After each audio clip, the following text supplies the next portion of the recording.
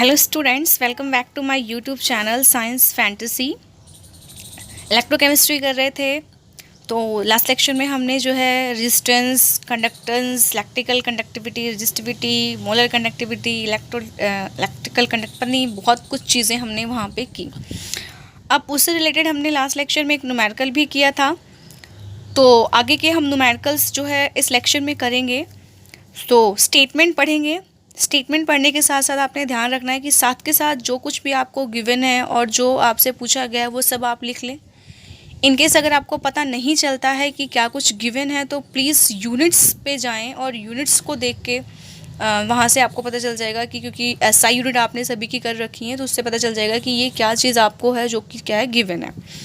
तो पहला है numerical, the electrical resistance of A column of 0.05 molar. अब ये 0.05 मोलर क्या है? मोलैरिटी दी हुई, क्योंकि मोलैरिटी की जो यूनिट होती है वो क्या होती है? मोलर लिखते हैं 0.05 मोलर। और एक्चुअल में अगर हम देखें कि ये क्या चीज़ है तो ये हमारे पास जो है वो कंसंट्रेशन दी हुई होती है। NaOH सोल्यूशन ऑफ डायामीटर, जो भी आपका डायामीटर है वहाँ पे आपका जो डायामीटर दिया हुआ है, डायामीटर आपको कितना दिया है? 1 सेंटीमीटर। एंड फिर उसका क्या दिया हुआ है? लेंथ दिया हुआ है। लेंथ कितना दिया हुआ है? 50 सेंटीमीटर दिया हुआ है। इज़ 5.55 इंटू 10⁻³ ओम। तो ओम से ही हमें पता चल रहा है। वैसे तो यहाँ पे बोला हुआ है इलेक्ट्रिकल रेजिस्टेंस, पर स्टेटमेंट के बीच में कई चीज़ें यहाँ पे डाल दी हैं। तो अगर आपको कन्फ्यूज़न हो तो आपको पता होना चाहिए कि जो ओम है वो ओम किसकी यूनिट होती है? रेजिस्टेंस की यूनिट होती है। कैलकुलेट इज रेजिस्टिविटी, रेजिस्टिविटी को आप रो से रिप्रेजेंट करते हो। कंडक्टिविटी, कंडक्टिविटी को आप कप्पा से रिप्रेजेंट करते हो। एंड मोलर कंडक्टिविटी यानी कि लैम्डा m आपने यहाँ पे कैलकुलेट करनी। तीन चीज़ें आपने यहाँ पे क्या करनी है? कैलकुलेट करनी है। Resistivity, conductivity and molar conductivity calculate करनी है। तो सबसे पहले हम रेजिस्टिविटी कैलकुलेट करते हैं। रेजिस्टिविटी जो होती है आपका फॉर्मूला है R = rho into L upon A। This is your formula. अगर इस फॉर्मूला को मैं रीअरेंज करती हूँ तो रीअरेंज करने के बाद ये फॉर्मूला हो जाता है रो = R into A upon L। ये मेरे पास एरिया है। अब मुझे एरिया निकालना है, कॉलम का क्रॉस सेक्शन एरिया निकालना है। तो एरिया मुझे गिवन नहीं है, तो एरिया के लिए जो फॉर्मूला होता है वो क्या होता है? πr²। बट मुझे r की वैल्यू नहीं पता। यहाँ पे डायामीटर अगर मेरे पास 1 सेंटीमीटर है तो आप कह सकते हो कि जो r होगा वो 1/2 सेंटीमीटर हो सकता है, क्योंकि जो डायामीटर होता है उसका हाफ रेडियस होता है। तो यहाँ पे a = पाई की वैल्यू हम 3.14 रखना चाहो 3.14 लिख लो, 22/7 रखना चाहो वो लिख सकते हो। और डायामीटर कितना होगा? 1/2 का स्क्वायर। जब इसको यहाँ पे आप सॉल्व करते हो तो 3.14 इंटू 1/4।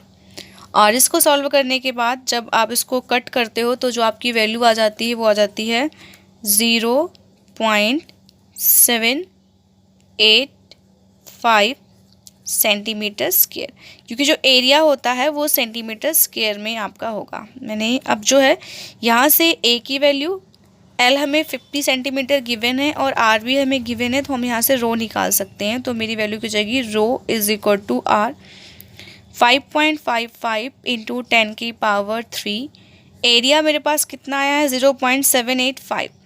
0.785 पुट किया अपॉन में जो L है वो L कितना है मेरे पास? 50 सेंटीमीटर। यहाँ पे आपका जो है वो L की वैल्यू यहाँ पे प्रेजेंट है। तो इसको सॉल्व करेंगे तो यहाँ पे आपकी जो वैल्यू आएगी वो 87.135 ओम सेंटीमीटर आपकी यहाँ पे आ जाएगी। तो यहाँ पे मेरे पास क्या आ गया? रो यानी कि रेजिस्टिविटी, यानी कि फर्स्ट हमारे पास क्या होगी? डन होगी। अब हम यहाँ पे ये तो मैंने फर्स्ट वाला जो था वो कैलकुलेट कर लिया यहाँ से।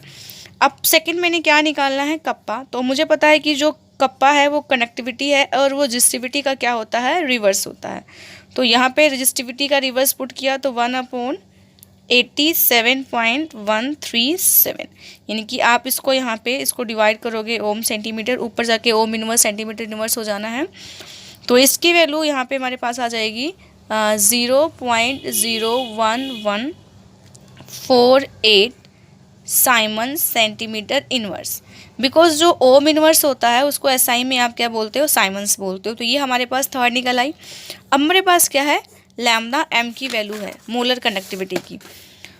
तो आपको पता है कि जो मोलर कंडक्टिविटी होती है लैम्डा एम, वो क्या होती है, स्पेसिफिक कंडक्टर्स इनटू, यहाँ पे आप 1000 लेते हो जो आपका वॉल्यूम को ml में, और यहाँ पे नीचे क्या होता है इसका मोलैरिटी की वैल्यू होती है। कप्पा की वैल्यू हमने लास्ट में निकाल रखी 0.01148 इंटू 1000, और जो मोलैरिटी है वो हमें क्वेश्चन में कितनी दी हुई है, 0.05 मोलर। तो यहाँ पे वैल्यू पुट कर देंगे 0.05 मोलर। तो इसको हम सॉल्व करेंगे। सॉल्व करने के बाद जो इसका आंसर जाएगा 229.6 Simon centimetre square mole inverse.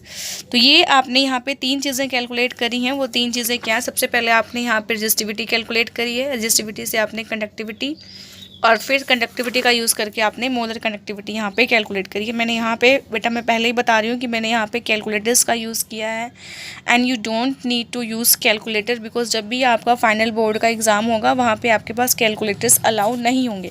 तो आप बार बार इस चीज़ की अगर प्रैक्टिस करोगे तो आपको ये न्यूमेरिकल जो है कैलकुलेशन प्रैक्टिस से आ जाएंगे। Second, specific conductivity of 0.12 normal solution of electrolyte is। तो यहाँ पे इसको हम सॉल्व करेंगे क्वेश्चन को। आपको क्या दिया हुआ है, एक तो बता रहा है स्पेसिफिक कंडक्टिविटी, यानी कि कप्पा आपको कहीं ना कहीं जो है वो दिया हुआ होगा। अब आपको यहाँ पे नॉर्मेलिटी दी गई, नॉर्मेलिटी कितनी दी गई, 0.12 normal of an electrolyte is ohm inverse centimetre inverse conductivity की यूनिट है, तो आप इसको 0.024 ohm inverse centimetre inverse put कर लोगे। डिटरमाइन द इक्विवेलेंट कंडक्टिविटी, यानी कि आपको क्या निकालना है, लैम्डा इक्विवेलेंट निकालना है। तो हमने सिर्फ यहाँ पे फॉर्मूला लिखा, lambda equivalent is equal to specific conductivity into 1000 upon में यहाँ पे क्या आ जाता है आपका नॉर्मेलिटी।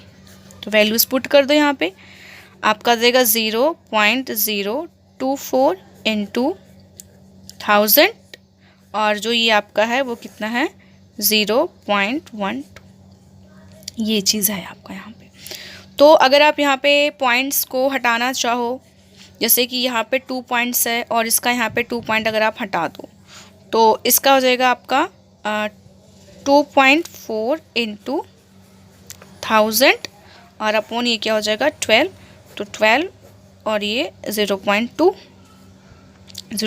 से जब 1000 को मल्टीप्लाई करोगे तो कितना आ जाएगा 200 ओम इनवर्स सेंटीमीटर इनवर्स, और जो इक्विवेलेंट इनवर्स आपकी यहाँ पे आएगा। तो ये आपका जो है वो आंसर क्या आ गया, इक्विवेलेंट कंडक्टिविटी आ गई।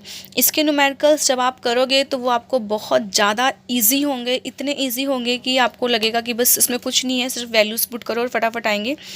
तो उसके लिए सबसे ज़्यादा जो ज़रूरी चीज़ है जो आपने करना है, जिसको आप स्किप नहीं कर सकते हो, मैं आपको बार बार कह रही हूँ बेटा कि आपने जितनी भी चीज़ें यहाँ पे करी हैं, चाहे वो आपने क्या किया हो, रेजिस्टेंस किया हो, ठीक है, रेजिस्टेंस किया हो, या आपने क्या किया हो, कंडक्टेंस किया हो, जो कि उसका क्या है रेसिप्रोकल हो, आपने रेजिस्टिविटी करी हो, रेजिस्टिविटी का जो रेसिप्रोकल है वो आपने क्या किया हुआ है, यहाँ पे कंडक्टिविटी करी हुई है, ठीक है। उसके अलावा आपने यहाँ पे इक्विवेलेंट कंडक्टेंस किया हुआ, इक्विवेलेंट कंडक्टिविटी यहाँ पे मेरे करी हुई है। इक्विवेलेंट कंडक्टिविटी के बाद आपने यहाँ पे मोलर कंडक्टिविटी करी हुई है। ये टर्म्स मैं आपको बता दे रही हूँ कि कौन कौन सी आपने करी हुई हैं। फिर आपने जो है सेल कांस्टेंट के बारे में यहाँ पे पढ़ा हुआ है। अगर आपको कन्फ्यूज़न नहीं होगी तो रेजिस्टिविटी, और रेजिस्टिविटी का मतलब स्पेसिफिक रेजिस्टेंस, कंडक्टिविटी का मतलब स्पेसिफिक कंडक्टेंस, जो पर्टिकुलर जो अमाउंट होता है एरिया उसके अंदर जो आयन की कंडक्टेंस पार होती है। तो ये टर्मिनोलॉजी आपने यहाँ पे करी है। इन सभी की एसआई यूनिट्स की, इनकी क्या है एसआई यूनिट्स क्या हैं, और विथ इनके जो न्यूमेरिकल्स वाले जो फार्मूलाज हैं वो सारे के सारे फार्मूले आपके टिप्स पे होने चाहिए। जिस टाइम वो फार्मूला आपके टिप पे होगा आपको ये न्यूमेरिकल्स करने में सेकंड्स भी नहीं लगेंगे और आप फटाफट जो है उसको सॉल्व कर लोगे। और न्यूमेरिकल्स करने के लिए सबसे अच्छी बात ये है कि आपकी कैलकुलेशंस जो है बहुत फास्ट होनी चाहिए। अगर आपकी कैलकुलेशंस जो है बहुत अच्छी नहीं होंगी देन यू कांट डू, क्योंकि केमिस्ट्री की जो कैलकुलेशंस होती हैं वो थोड़ा सा डिफरेंट होती हैं मैथ से, एंड थोड़ा लेंथी होती हैं।